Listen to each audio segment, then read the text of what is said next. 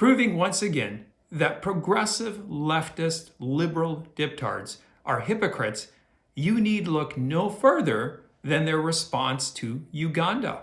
So what gives? What happened in Uganda? Well, the Ugandan government has put forth and pushing forth new laws aimed at sexual deviancy, things that they consider deviant behavior. To Ugandans, homosexuality, transgenderism, raping of children, and people that are invalid and infirmed seems to be a problem. However, this has got the leftist, wokist, rage mob totally enraged. Why so? I mean, after all, these people are not supposed to be colonialists, but it appears they are. They're cultural colonialists. And what culture are they pushing? LGBTQ+++, as cited by the US State Department. This is their primary export to the rest of the world. And the rest of the world is saying, nah, I don't think we're going to take it.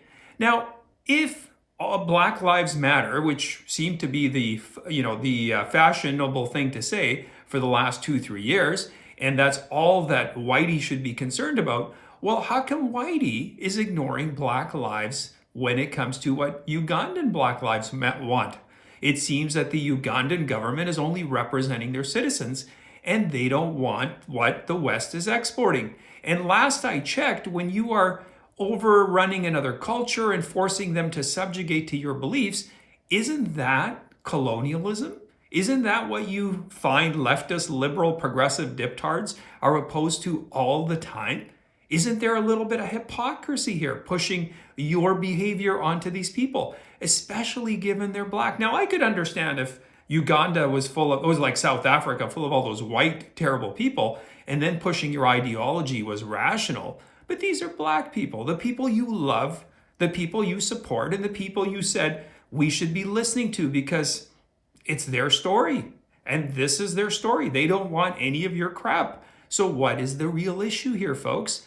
Well, the US State Department has said, well, if you do not bend a knee to what we want, we might have to do something with that $900 million we give you every year to help with health programs. Well, what kind of health programs does the US help with? Oh, they help with things like abortion. Well, it's a health program, I suppose. They help with things like HIV/AIDS. Now, last I checked, there is a certain segment of the community or population that this problem seems to be more predominant with, and a certain type of behavior or lifestyle that, unfortunately, statistically, mathematically proves it's predominant in.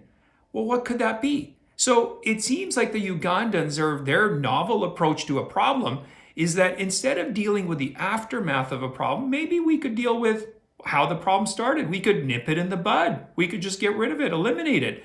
Now, you may think that's wrong. You may think that's not progressive, that's not woke enough, that's not leftist diptard enough for you, but it is for the Ugandan people. And last I checked, all of you social justice warriors are all about allowing people to live their lives, especially if they're Black, and they should be having a voice because the white man has oppressed them long enough. Well, I'd say take the foot off their necks, stop oppressing them, and keep giving them money and let them decide what they want to do with the money. Wouldn't that truly prove how benevolent and how kind you are, that you would give the government of Uganda money with no strings attached? Wouldn't that really show the virtue of what noble people you are? Well, we know you won't do that because you're none of those things. You guys are hypocrites. You are the worst of the worst. You are, like I said, progressive leftist diptards. And that's what you are. There is no morally vacuous people. That's, there is no morality with you. There's no standards. The only standards are the ones you say are applicable today.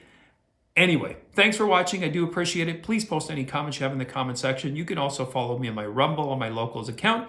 And of course, feel free to subscribe to my channel, share your viewpoints, comments. I love hearing them and reading about them. And I will see you next time.